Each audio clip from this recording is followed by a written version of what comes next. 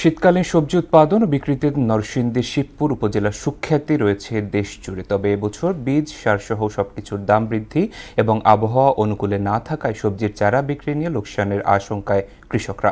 মাহবুবুর রহমানের প্রতিবেদন, জানাচ্ছেন তাহসিন তারিন।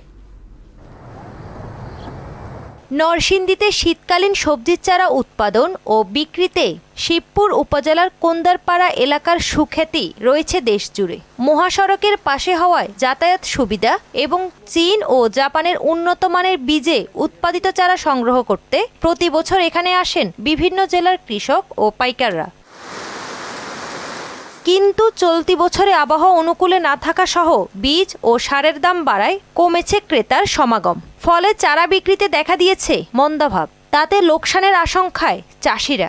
আবার খুবই খারাপ এই বছর, আপনার রোদ্রে খুবই আপনার বেশি, সারা ওই আপনার চারা পুড়িয়া থাকা, সারা ওয়াইতারি না। 600 টাকা প্যাকেট আমরা 300 টাকা 200 টাকা বিক্রি করার লাগে, কারণ সারা তো রাউন্ড যেত না। তবে সবজি চারার ক্রেতাদের দাবি এই বছর দাম ক্রয় ক্ষমতার মধ্যে আছে। তারা অনেকবার দাম কম হয়, তারা নেই প্রতি বছর দাম থাকে ভালো, এবার তারাটা খুবই দাম কম, মানুষের ম্যাগ বেশি লেগে লাগাতে পারছে না, এই হিসেবে দাম অনেক কম।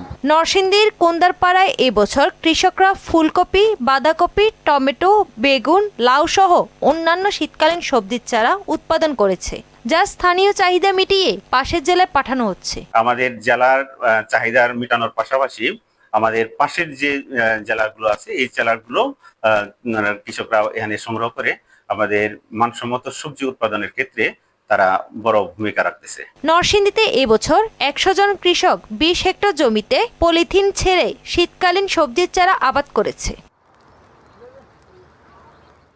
তাহসিন তারিন, মোহনা সংবাদ।